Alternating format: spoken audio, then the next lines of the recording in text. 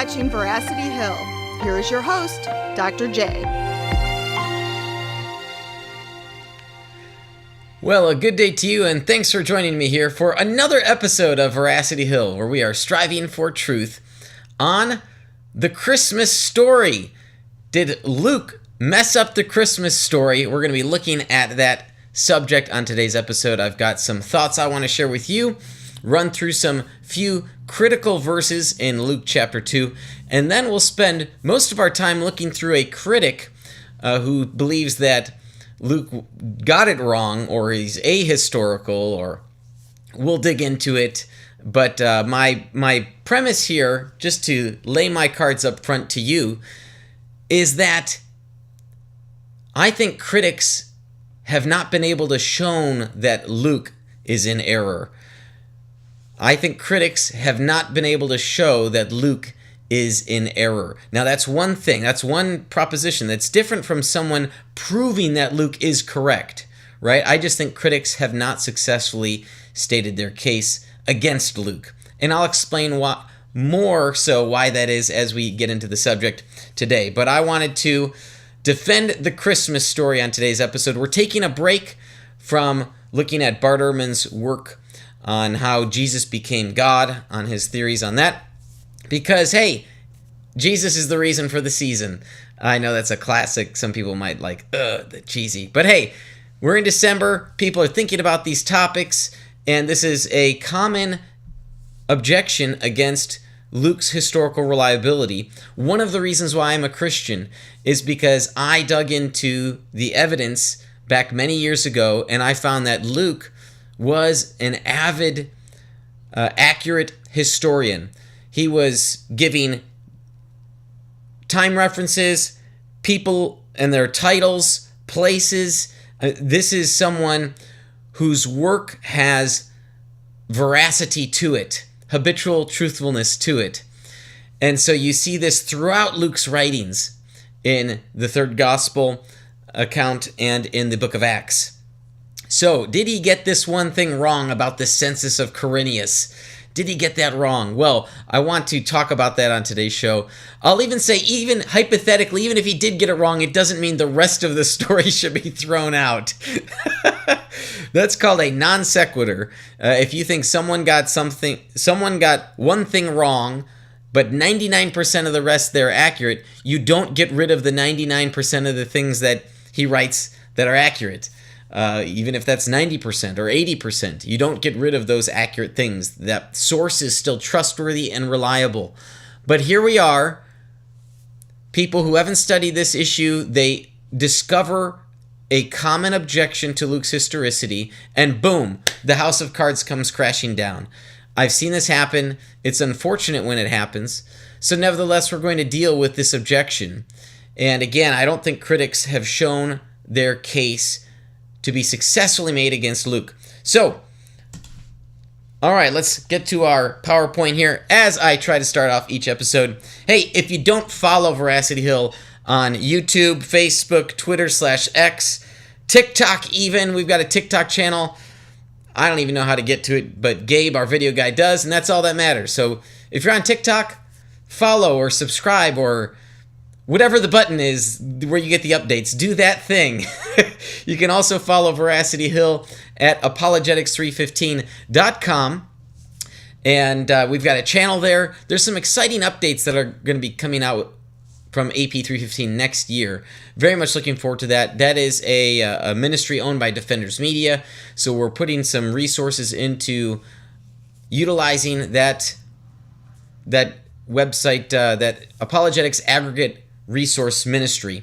So if you've never been there, go to apologetics315.com and you can find some exclusive Veracity Hill videos not found anywhere else on the web. Okay, so let's jump into it. Episode 266, Defending the Christmas Story. It's been 66 episodes now in the what the DM staff calls Season 2. Season 1 was the first 4 years of just kind of straight interviews for the most part.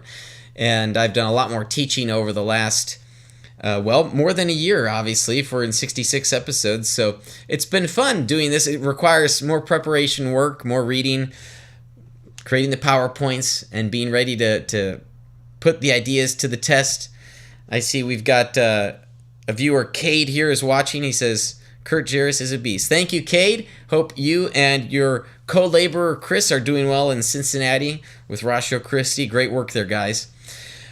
So 66 episodes that I've been doing more teaching, and it's been quite the effort, but a lot of fun. And yes, as I was saying, just this past week, I spent a little more time on YouTube responding to commenters, and I had forgotten just how much time that can pull from someone. Because I was going back and forth with guys quite a bit, and I used to do that a lot more in my 20s when I simply had more time, and family was smaller, life obligations were less. I mean, but now I just don't, it's harder to carve out that time for the engaging with the people objecting online. It's just harder to keep up those convos. But that's why I do enjoy making this Veracity Hill program, because it sort of is, it's just a way of creating educational resources that I could quickly send someone, hey, do you have a video on this? Boom, yeah, we did that here. There's the link, check it out. So sometimes that's a bit more time effective. Okay, so I want to look at just 3 verses from Luke chapter 2. And maybe I'll read it just to start. You're welcome to open up your Bibles. If you're listening or watching later, you can pause this. Go to Luke chapter 2. I guess before I start, I should say Matthew also has a Christmas story, a birth narrative. And I won't be looking at Matthew's version. I simply want to spend this time today looking at Luke's version. And yes, I know this is going to upset critics, because they're going to say Matthew goes against Luke and Matthew's is implausible. They go to Egypt and this and that. I'm not here on this episode today dealing with that objection. I really wanted to look at the Census of Quirinius objection. So that's what we're going to focus on today, and also what the census entailed. So I'll get into that. So let me just read the first 3 verses, because that's what we'll spend our time on. First 3 verses of Luke 2. In those days, Caesar Augustus issued a decree that a census should be taken of the entire Roman world. This was the first census that took place while Quirinius was governor of Syria, and everyone went to their own town to register. This is, I'm reading, believe it or not, the NIV, one of a Thanksmas gift. When family gets together for Christmas during Thanksgiving, we call it Thanksmas. One of my Thanksmas gifts was the Cultural Background Study Bible. And so it's NIV. I really like it for the notes. The cultural context, I think, just really brings the text to life.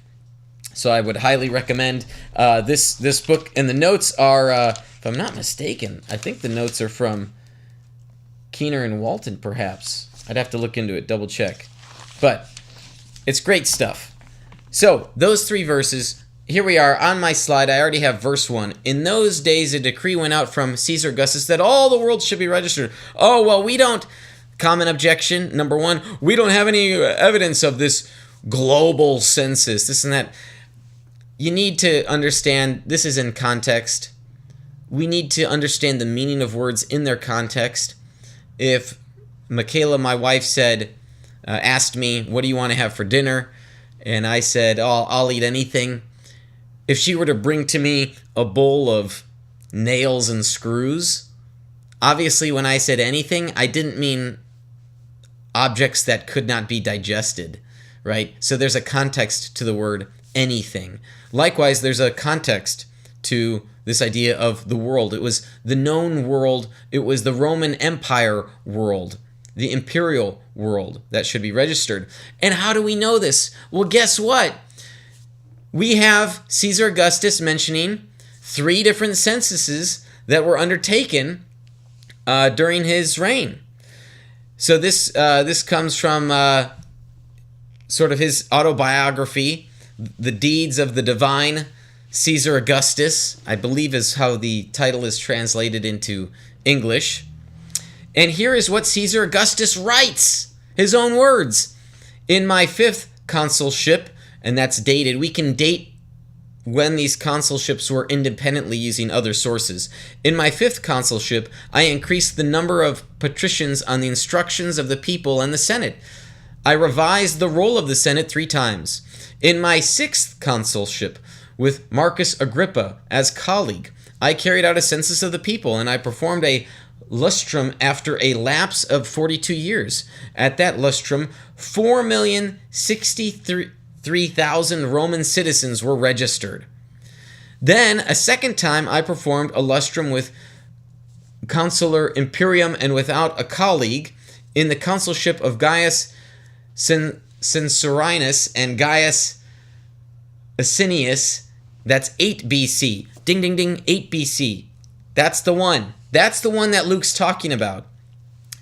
Now we know, using Matthew's dating and Luke's own dating, that Jesus was born before the death of Herod the Great. Herod the Great was a local king over what we would call a client kingdom.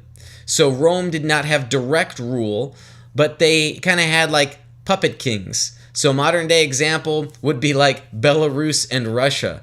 The guy in charge of Belarus, he's not really in charge of Belarus. We know that Russia, Vladimir Putin, calls the shots there for Belarus. So he's kind of installed a leader and has control of that leader. Same sort of thing. So that's Herod the Great, is that client kingdom ruler. And Herod dies in 4 BC. So we know Jesus is born before then, and Luke refers to some census that is throughout the Roman Empire. Boom, we've got the one he's talking about, 8 BC. Now, it took time for the empire to execute on this process. In the United States, every 10 years, we have a census, and it takes a year to complete, probably a little bit more than a year to complete the whole process.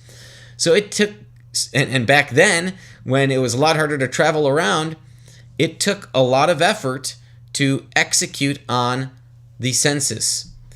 So, that deals with verse 1. There is evidence that the census was a thing the Roman Empire did, and it was to the known imperial world, and the citizens, the Roman citizens, had to be counted. Now, verse 2, we already get things to be a little tricky. Verse 2 and 3, they're a little harder to pinpoint the precise years or even defend the historical claims. Luke 2:2. This is ESV that I have here on my slide. This was the first registration when Quirinius was governor of Syria. Now you'll notice I've got an A in brackets. That's from, I think I pulled that from Bible Gateway. What does that A mean? Well, there's a little note. And that little note says, some translations say before. There are some scholars that believe that the word first should be translated as earlier or before. This was the registration before Quirinius was governor of Syria. You can see I've got the interlinear at the bottom here of the slide. This is from Bible Hub, this interlinear. Why did I do this? A buddy texted me this past week and said, hey, why do you take your interlinear from Bible Hub? You should just use Logos or something like that. Part of the reason why I like Bible Hub is it's accessible. You don't have to pay for it. It's free. Anybody can go and Google this. You can go Google. You yourself right now can go and Google Luke 2:2 space interlinear. And one of the first hits will be Bible Hub. So you can see what the word-for-word translation is from the Greek into English. So there it is, bottom of the slide here. And I'll just read it. It's going to sound awkward. This registration first took place was governing Syria Quirinius. That's what the Greek says. How does one communicate what the Greek says into English? This is part of the various debates that translation committees have, and it's part of the larger debate over the best English edition. When you say, what's your favorite translation of the Bible? English. Hands down, it's English. Usually people mean like, oh no, I don't mean, do you like the NIV or the ESV or the NASB or this? When they ask that, they're not asking about a translation because those are all in English. What they're asking is edition. What is your favorite edition? And I've got my preference, But that's what these translation committees, they're all debating. How do we translate these Greek words into English? This registration first took place, was governing Syria, Quirinius. Now, look at that first word, prote. You've already got a concept, proto, first. Sometimes this word in Greek, in other places in the New Testament, is translated by scholars as before, to be beforehand, or to be, and when it's used in this sense of before, it's as a comparison. So what's the argument for translating this word first as perhaps before? Well, some scholars would say that it's actually comparing an earlier registration to the later registration when Quirinius was governor, because all of the people in the first century remember that census under Quirinius. Why? Because what happened when Quirinius was governor of Syria starting in 6 AD is that there was a revolt by a fellow named Judas. And this guy, not to be confused with Judas Iscariot, this guy Judas led a revolt by the Jewish people against the high taxation. So this is why some scholars would prefer before. So when I say some scholars, for example, this is N.T. Wright's preferred translation of Luke 2:2, that it should be translated as before. Grim Theorist says you really have to pretzel and squint to make this interpretation work. Okay, I'm not even proposing here that we should take that. I'm simply describing how some scholars have taken it. So I might have squinty eyes, but thank you, Grim Theorist, for watching. Another consideration to keep in mind as we explore the subject is the word governor. The ESV, as I have it here in the slide, translates it as governor. However, there are some scholars, such as Sabine Hübner, in this work. I did a little mobile video promoting this work, I think last year, maybe it was 2 years ago now. Papyri and the Social World of the New Testament. Her view is this, that the proper translation of Luke 2 is that it shouldn't be governor, but governing. And she's got an interesting take on Quirinius, that he was perhaps serving as a procurator, a second in command in Syria at this time. That's an interesting theory for a couple reasons. The biggest reason is that there is a period of silence from the textual and archaeological evidence about Quirinius and what he was doing. So we have information about him from Tacitus and from Josephus and from archaeological evidence, but there is a gap of silence. So we don't know what he was doing for several years. And so it's plausible. Hübner is one scholar. This is a Cambridge University Press book, by the way. So this is not just your average Joe's apologetics book. This is, and as much as I like them, it's not like a William Ramsey, you're going to get an apologetics work, approach. But Cambridge University Press, that's the route she takes, is that she thinks Quirinius was serving as some sort of second or third in command. And why is this? Well, because those second and third in commands, they were actually the ones who were given the responsibility of conducting the census. It wasn't the governor himself. They would put people in charge. So that's her take, but we'll probably get more into that. So these are things to keep in mind as we explore this subject matter and when we review a video by Dan McClelland, that popular TikTok scholar. He's on YouTube as well. I think TikTok's his primary thing, though.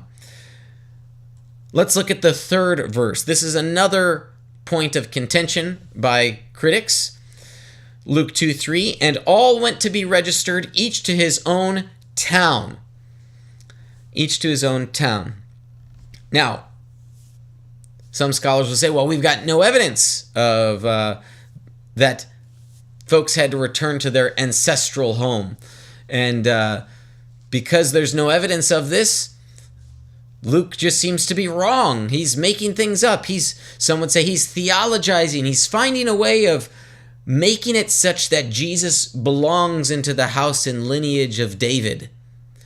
So there's some theologizing that's going on. This is not, most certainly, they would say, historical accuracy. Well, lo and behold, we've discovered a manuscript that dates to roughly 104. Well, it's a 2nd century manuscript.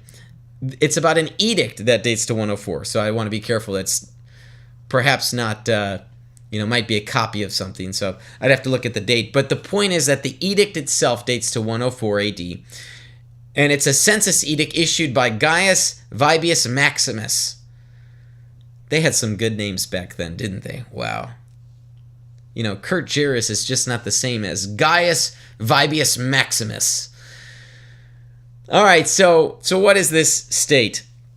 Well, I'll read you the sentence or two that's immensely relevant, and then I'll give you the bigger context. Here's what it states. Everybody else must return to the place of residence of their family within 30 days. All apprehended without a permit after this period will be punished without limits. Well, let me load up, quote-unquote, load up for you Hubner's translation of it, and I see that we have Casper. Casper, good to see you again. You say good evening, Casper. I wonder if you're overseas. It's still afternoon here in the United States, so maybe you are somewhere in Europe or Asia. I'm not sure what time it would be over there. I suppose it highly depends where in Asia. It's a big continent. Casper, feel free to give me a continent that you're on. Okay, let me look up here Hubner's translation. I need to find it. Okay, it's on page 41 and 42. Should I get the document camera up? I didn't plan on the document camera. Let me get the document camera up. Okay, it's so fun to have. You'll have to forgive me. You might see the desk is a little messy. Maybe I've cleared it. You might see some keys. Okay, let me get the document camera so we can get the full... You can see what I'm reading, and you can therefore read alongside with me. If it's going to load up. There we go. Ha. Casper, you're right. I'm not overseas, but you are. Well played. Well played. Yes. I'm not the one with the accent. You're the one with the accent. Okay. So, this is Sabine Hubner's work, Papyri in the Social World of the New Testament, published by Cambridge University Press. So this is an expensive book. The chapter on the census. Here it is. Gabe's telling me to zoom in. All right. I will zoom in. I forgot. And we also need to do the autofocus feature. All right, let's see here. I think if I push that button. Yes. The Herodian Kingdom and the Augustan Provincial Census System. Chapter 3 is worth the price of the book, even if you don't agree with her. This is, I think, a highly plausible historical solution. And even if she said, I remember there's some part in the chapter where he says, forgetting all the miracle and supernatural stuff, this is just a historical analysis. It's worth the price of the book. So, all right, let's see here. Let me go find her translation here. And I'll give you some background here. This is, I don't know if this is her doctoral dissertation or, this is high scholarship here, folks. What she did was she analyzed Egyptian papyri to look for information pertaining to, for this chapter, census data. So she's looking at everyday events, and then she considers the implications or plausibility of what the biblical text says on the matter. So let me start from the bottom of the page, which the camera might have a little trouble picking up. Let's see here. I might have to do that. Okay. Now, She writes this. Right here you can see where I'm going to start. We know from the tax lists that have survived on papyrus that everybody had to register in the place where they lived. People's places of residence and the places where they owned property were normally identical. But when somebody also owned property elsewhere, such as land or houses, perhaps an inheritance which was now let out to tenants or unoccupied, he also had to travel to that location to declare what he owned there himself. Moreover, several decades ago, a papyrus came to light in Egypt which showed that some people were indeed required to return home and register in the place where their families lived. The document in question is an edict issued in Alexandria by the prefect of Egypt in 104 CE. I would prefer to say AD. CE is very arbitrary. Common era relative to what? Come on, folks. We all know it's in reference to Jesus. So here's her translation. I know some people are going to be stubborn and stick with CE. AD, certainly for me. Gaius Vibius Maximus, prefect of Egypt, declares, the census by household has begun, and it is accordingly necessary that all persons who are not, bear with me so I can get it on the camera, who are not resident at home for one reason or another at this time, return to their home places in order to undergo the usual registration formalities and to attend to the cultivation of land, which is their concern. In the knowledge, however, that workers from the countryside are required in our city, i.e. Alexandria, I desire all who believe they have good cause to remain here have themselves registered with the divisionary commander here in the city, Vulcius Festus, to whom I have entrusted this matter. Those who demonstrate that their presence here in the city is required will be issued with sign permits. And here we are with the line, everybody else must return to the place of residence of their family within 30 days. All apprehended without a permit after this period will be punished without limits. Now, what is the implication here? If we are to encounter a critic that says that there is no evidence whatsoever of this sense of returning to one's ancestral home or their family, etc., that person, whoever states that, is now wrong. Yes, we need to nuance and understand what this edict is saying, but if they're going to make the strong case that there is no evidence whatsoever, and I'm telling you this because I've heard this on the internet, I've watched these videos, I've seen these personalities online say this sort of thing, they are overstating the case, folks. There is evidence. Now the question is does Luke's description match this case? That's really what the question should be about. We should not overstate the case. Okay, so that's Hübner's translation of the Greek. So, and she goes on, it really is a great chapter. Let me just look you through here. So then she looks at the dating of the census. Was there a Roman provincial census in the kingdom of Herod the Great? That's an important question. Quirinius or Saturninus? Another question about who was governor. It's really a great chapter just in this book alone. All right, let me go back to my PowerPoint before we get over to Dan McClelland. Or maybe we'll get over to McClelland here. Yeah. So let's, well, one more slide, actually. Let me just show you this. I stated this at the beginning, that my position is that critics of Luke's historical accuracy on this matter, critics have overstated their case and not shown that Luke is in error. Now, in a few moments, after I read some live chat comments, we're going to look at a video by Dan McClelland where he critiques Luke on this. And we're going to listen, keep our ear out for this overstating the case. Okay, so Grim Theorist thinks that scholars have to we've got to do Pretzel-ing to make this Bible stuff work. Well, Grim, I want to suggest to you something. Consider if I said A is true and someone said, no, A is not true, and here's reasons A, B, and C. If I then come and say, well, look, A is not really a good reason, and B is not a good reason, and C is not a good reason, then the person claiming not A hasn't really shown their case to be successful.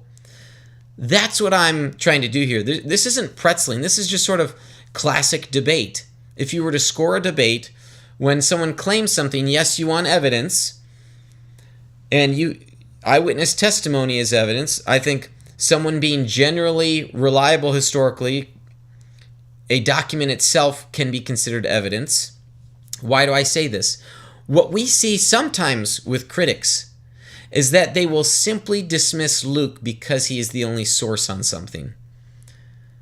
This is, I think, misguided.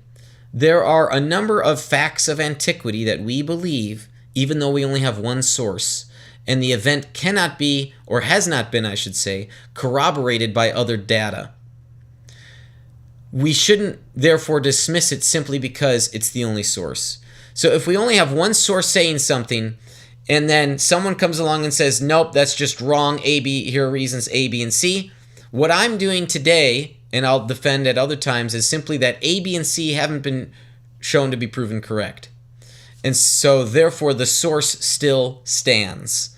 That's the case I'm making. This is simply, in more philosophical language, I'm presenting a defeater to the defeater.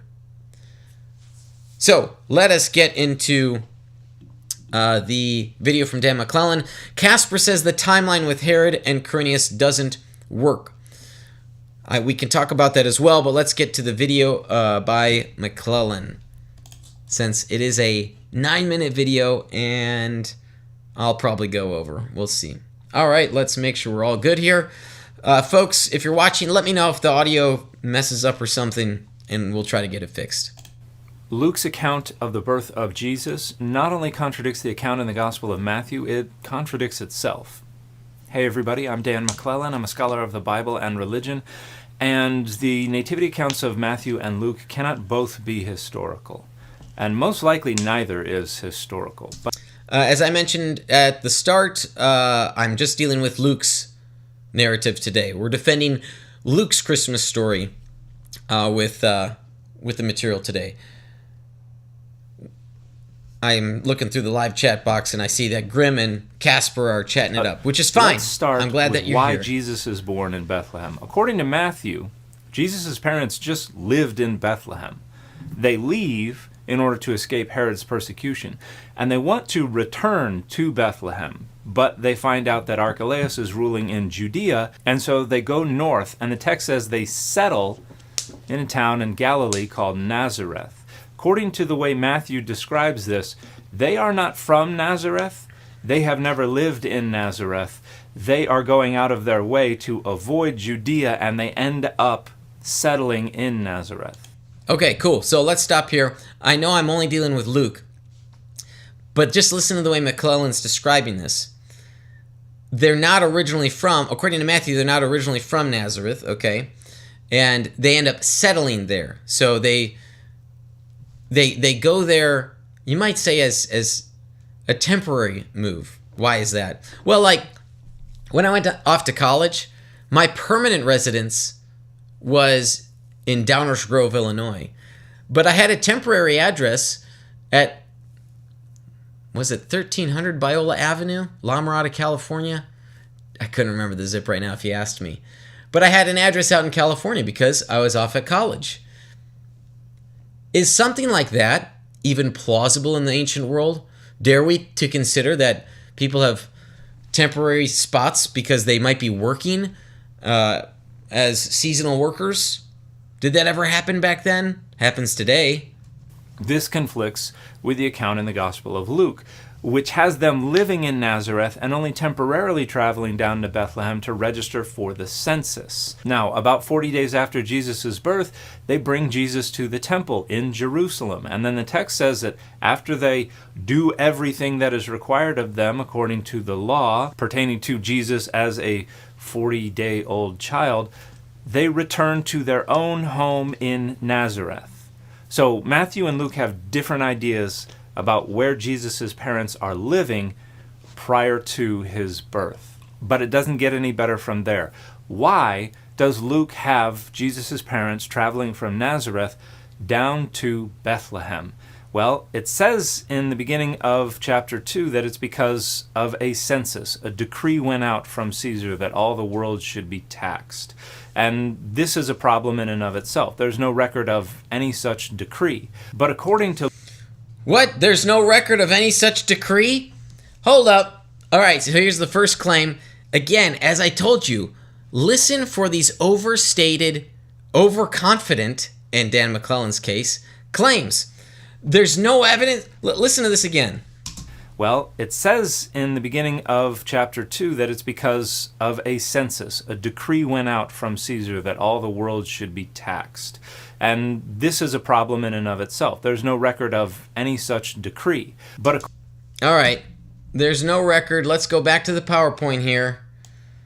Since, oh no, I'm going to lose my spot. Minimize. There we go. Okay, well, here we go. We have a record, an autobiographical record of a census, a registration. So how is Dan translating taxed registration?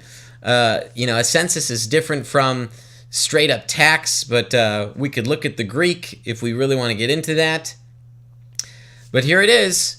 When he says that there's no evidence, then a second time I performed a lustrum with consular imperium and without a colleague in the consulship of Gaius Censorinus and Gaius Asinius, which we can date to roughly 8 BC.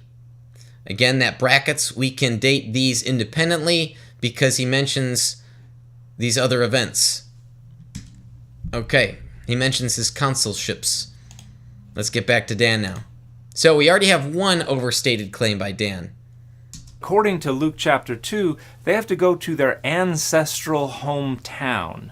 Not where they're from, but where their ancestors are from, because it says that Joseph was of the house of David, so they've got to travel to Bethlehem. Now, there are a couple problems with this. Not only is that not known from any ancient census, in fact, that would entirely obliterate the point of a census, because you are trying to find out where people are living and where they're working. You don't have... Okay, so Dan's saying that this would destroy the point of the census because they're clearly living in Nazareth. Remember what I just said about my time away from college? My permanent residence at the time I was 18, 19, 20 was in Downers Grove, Illinois.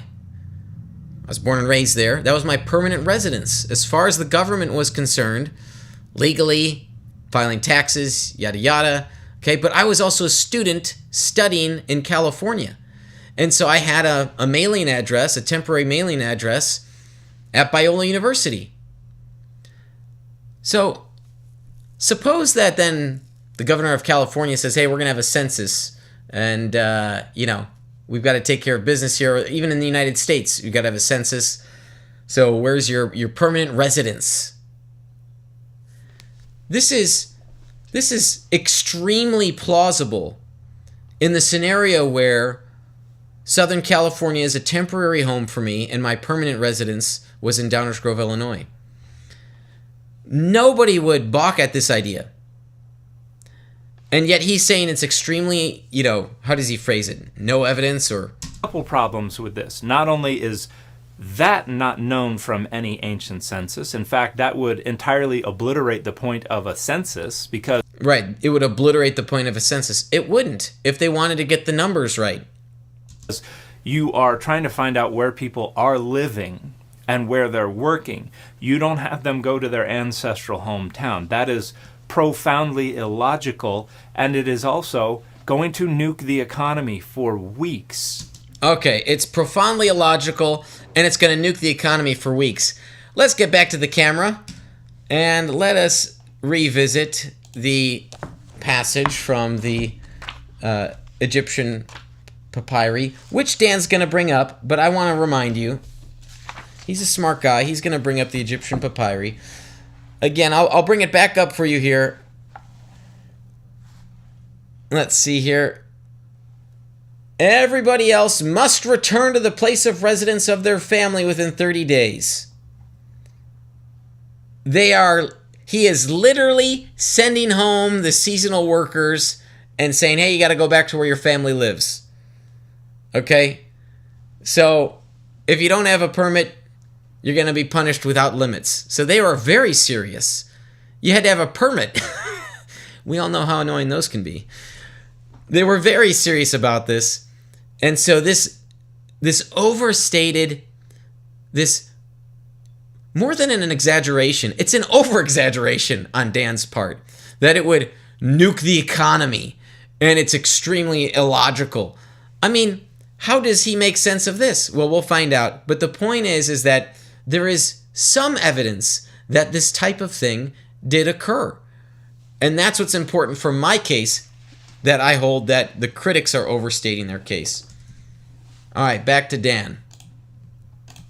That doesn't make any sense, which is a good reason why.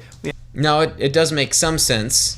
When you say it doesn't make any sense, we can think of scenarios under which it does make sense. As I just gave this analogy of me being a student at Biola during my undergraduate days, I had a permanent residence in Downers Grove, Illinois. So when you say it doesn't make any sense, no, we can make some sense of it. Again, we need to have a fair dialogue about this subject. But when we make numerous overstatements of this situation that we're studying, that doesn't help people pursue the truth of figuring out what exactly happened here. Even if you want to think Luke got it all wrong or whatever, you've got to come to the text fairly and understand the issue as best as you can. We have absolutely no record of any such thing ever happening, but also... Again, there you go. This overconfident language. For weeks. Listen. That doesn't make any sense, which is a good reason why we have absolutely no record of any such thing. Absolutely no reason of any such thing ever happening. Also, I mean, come on. Herod ran a client kingdom. Herod's kingdom was... Okay, we're going to get into a good point here, so let's listen up. This is... we're getting back... We're leaving the world of rhetoric, of no record whatsoever, of anything happening of the sort, right? This rhetoric. Let's get back to a good point in this debate. From Rome. It was subordinated to Rome, but it was a separate kingdom from Rome. Herod was allowed to do what he pleased as long as he was paying Rome adequate taxes. There is no account. It's a little more complicated than that. It's not only if he was paying the taxes or the tribute. There are other factors that Rome had considered as well. For example, like whether there was peace in the region, like whether there were no revolts. This is something that Rome did consider. Of Rome ever conducting their own census within a client kingdom. Herod would have conducted his own censuses. So that statement about Rome conducting... I can't remember if Dan said there's no evidence on that. Maybe that was another video he did.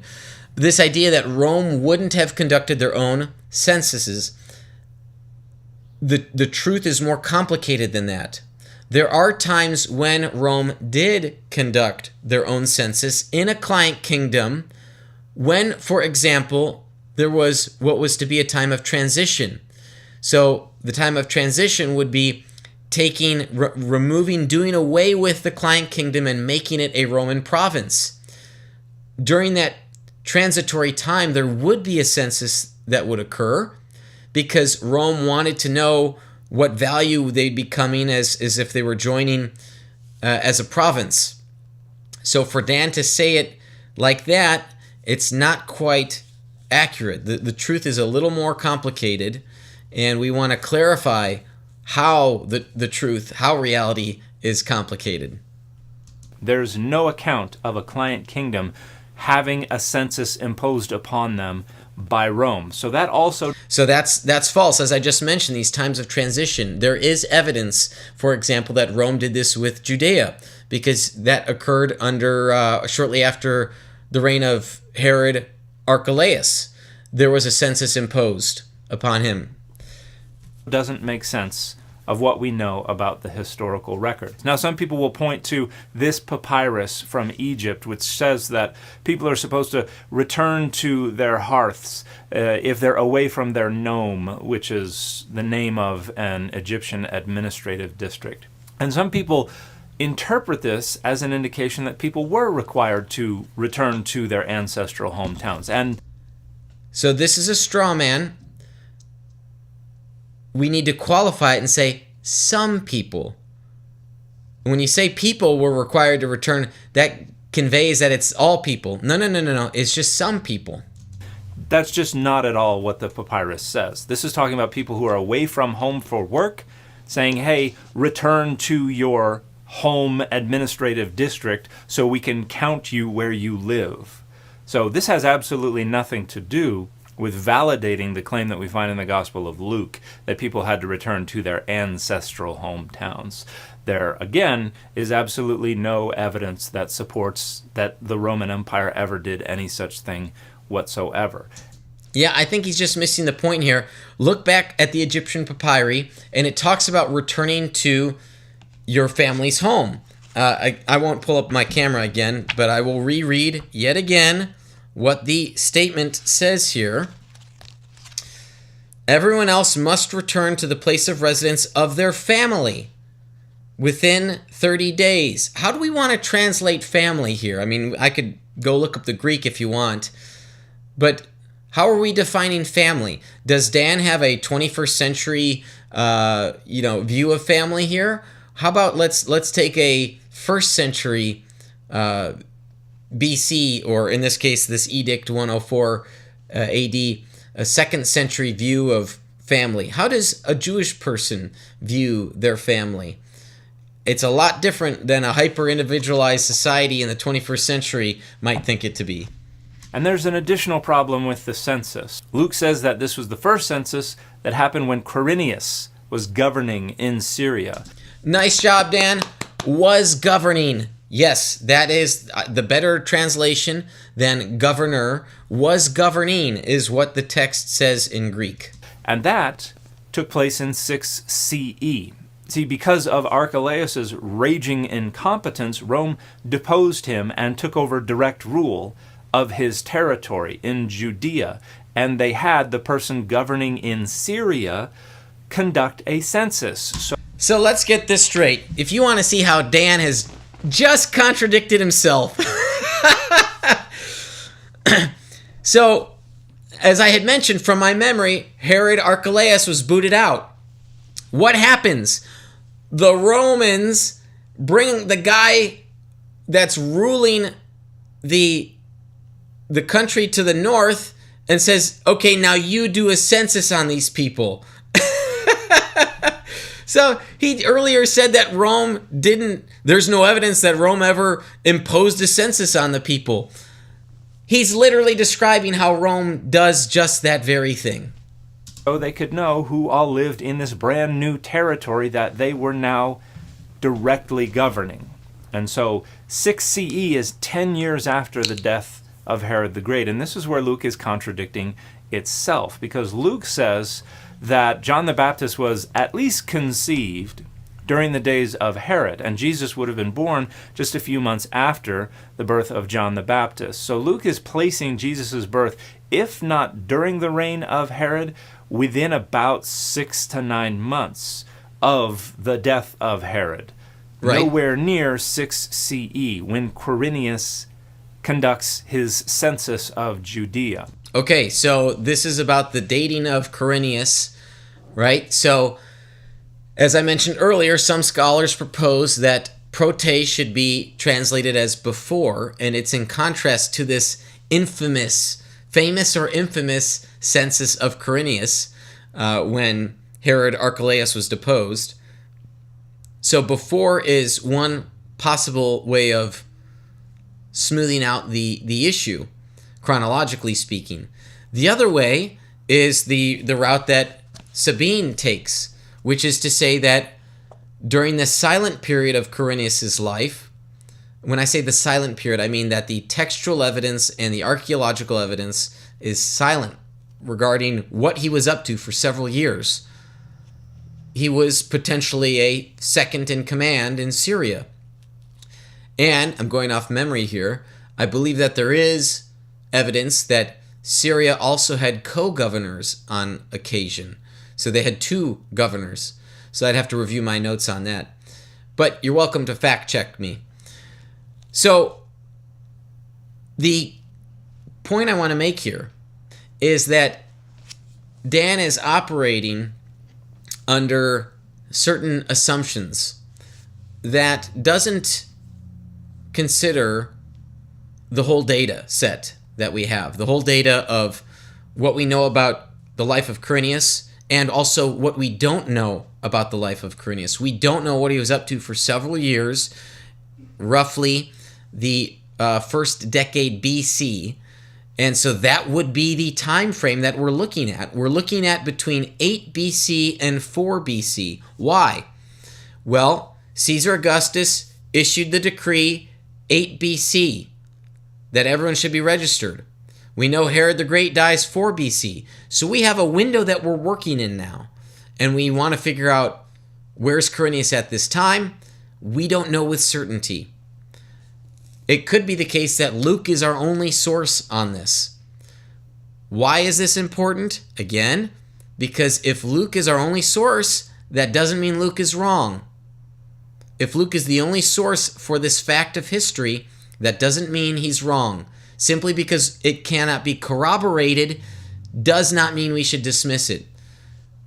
What I'm trying to defend here is this idea that critics come and they say he's wrong for A, B, and C. We've shown why A, B, and C are certainly not necessarily true, and also they're implausibly true when we do have evidence, for example, of people returning to where their family residence is. So there is some evidence. So what we've seen with Dan is this overstatement of the case. What I'm continuing to propose is that Dan has not shown Luke to be in error. And you will find all kinds of apologetic attempts to try to make that problem go away as well, by either saying, oh, Quirinius governed in Syria twice, which is not supported by any data whatsoever. People will... Okay, there's another overstatement, not supported by any data whatsoever. Well, we do know that there was one person from antiquity that governed Syria twice, and we don't know with certainty who it is. So for him to say no data whatsoever, no, there is a piece of evidence which provides plausibility. Plausibility. Does it give us certainty? No.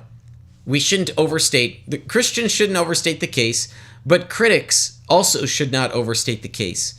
So for him to say there's no data whatsoever, again, we've got more rhetoric from Dan. Point to an inscription that talks about someone ruling in Syria for the first time, and we have no name attached to it, but apologists will say, let's just imagine that this is a reference to Quirinius. No, we don't have to imagine. What we're saying is simply that you haven't shown the case to be. So if you're the one saying there's no data whatsoever, and you've got like this 50% piece of data, you can't just dismiss it outright. So I'm not saying let's imagine that it is. I'm saying you haven't proven it's not. But that just doesn't fit. That's just wishful thinking. And it betrays what apologetics is all about. Apologetics is not about following the data where they lead or about understanding what's the most likely interpretation of the data. Maybe he's just had a bad experience with apologetics. But he's doing apologetics too, by the way. So apologetics is making the case, defending one's beliefs. That's exactly what Dan's doing here. So he's trying to kind of put down the apologists and those that make this Christian case. He's got his own case he's making. He's trying to present himself as other than. He's not doing this. They're the ones doing it. It's about Don't be confused by that. starting with a conclusion in mind and then skirting around the data and insisting No, that's called begging the question. It's a logical fallacy. That's not apologetics. the data does not preclude you from arriving at the predetermined conclusion. Because if you looked at all this and said, what is the most likely interpretation of the data? By far, it is that the account of Luke is entirely ahistorical. It was written by someone who didn't... Entirely ahistorical. Entirely ahistorical? What? Again, you have these outlandish claims. To say it's entirely ahistorical, that's not even saying that Luke got it wrong, right? That Luke was trying to be accurate and he just got it wrong. He got his dates wrong. He's proposing it's entirely not grounded anywhere in history. really understand what was going on. We really need to see through the rhetorical side of Dan McClelland, because this is a common tactic. And sadly, I know some Christian apologists that do this as well, where they will just overstate the case. And that, I think, is not good for the case that they're trying to make. The beginning of the 1st century CE. And I think this is supportive of the conclusion that the nativity account of Luke is a secondary addition to the Gospel of Luke that was probably written in the early 2nd century CE. That's... Wow.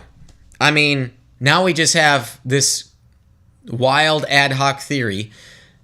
This is kind of like what I've been reading with Bart Ehrman, where now Ehrman proposed that Joseph of Arimathea is just an invention altogether. Now we just got the Luke's infancy narrative Christmas story here. It's a later invention. It's like all this inconvenient data is just later invention. It's one way of dismissing the text that I don't think fits with their models.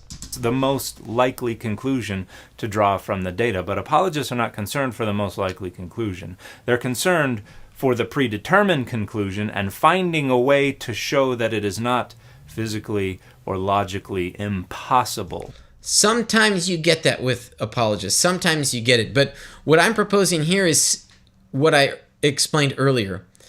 If someone comes along and presents a defeater to a belief, we can evaluate whether that defeater has merit or not, whether the objection has merit or not. And that's what I'm seeking to do in this conversation about Quirinius in the Census. I'm coming along and saying the reasons you've provided for objecting to Luke's claim in Luke chapter 2, those reasons are either flimsy, they're ungrounded, they are an over-exaggeration, not just an exaggeration, an over-exaggeration, and of course an exaggeration. And they're just wrong. So we're not having some preformed conclusion. We're looking at the objection, and we're weighing whether the objection itself has merit. And in this case, it doesn't. Dan has shown himself to be mistaken on a number of issues. And I've even shown how the one time he says there's no evidence whatsoever of Rome imposing a census upon a client kingdom, I explained how sometimes this did happen during times of transition from client kingdom to province. Then Dan went on to explain a situation when Herod Archelaus was booted out and they brought in the governor of Syria to perform a census on a kingdom that wasn't his. It's like, hello? That's Rome imposing a census. So we've seen how Dan has contradicted himself. He's been wrong. The point being, the objections he's laid against Luke chapter 2 do not have merit. That conclusion is true, which is why they'll say, well, this is plausible. And usually it's not plausible. It's just not impossible. And they're trying to make that sound more likely than it actually is. Because when you look at all the problems with Luke, and then with Luke compared to Matthew, you have several arguments that you have to make that are all implausible, but not impossible. Okay, well, I'm not going to get into the discussion about how Luke relates to Matthew. I simply wanted to stay focused on the Luke material. So we'll close up here. I'm looking at the clock. We'll close up with the McClelland material. And again, I want to restate that critics, in this case Dan McClelland, has overstated his case. Critics have overstated their case and not shown that Luke is in error. I'm beating a dead horse here. What I've shown is that Dan's comments critiquing Luke's historical accuracy do not have merit.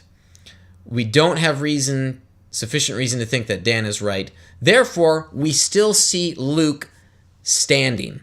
Luke's historical account still stands as good in spite of the difficulties of corroborating evidence. So that is a defeater to the defeater. And so in that way, I'm seeking to defend Luke's Christmas story. All right, well, I want to thank you and thank those that have been watching on the live stream today. I want to thank Grim Theorist and Casper for their comments in the live chat. Before I forget, I want to say that in 2 weeks, we're going to be holding a mailbag episode. So if you have a comment or question, if you have a video you want me to review, whatever is on your mind, if you reach out at the contact form at veracityhill.com, submit your comment or question on this video on YouTube. If you're watching on YouTube, write a comment or question for me and I'll add it to the mailbag episode in a couple weeks, since it'll be the last episode of the year. I'll respond to your objections, your comments, your questions, and we'll just have some fun, kick back, and look back on 2025 and look ahead to what's in store for 2026. All right, well, that does it for the show today. I'm grateful for the continued support of our patrons. Those are people that just chip in a few bucks each month to help this program continue to go. Please consider joining my partnership team at veracityhill.com/donate. Whether it's $20, $50, perhaps $100 a month, you enjoy the material we put out here week after week and the other work that we do at Veracity Hill. I also want to thank our sponsors, Defenders Media, Apologetics 315, and Rethinking Hell. I want to thank the staff at Defenders Media for all the great work that they do week in and week out. I try my best to list them by name every week. I don't know. I've probably forgotten people here or there. Gabe, Beth, Sophia, Mark, Dante, Kyle, Kevin, Chris, Peter. Maybe that's everyone. Okay, I hope that's everyone. Mark, if I didn't mention Mark, of course Mark. He goes unstated. We all love Mark at Defenders Media. Last but certainly not least, I want to thank you for listening in as we're striving for truth on the Christmas story. This has been Veracity Hill, a viewer and listener supported program. For more resources, including past shows, visit veracityhill.com.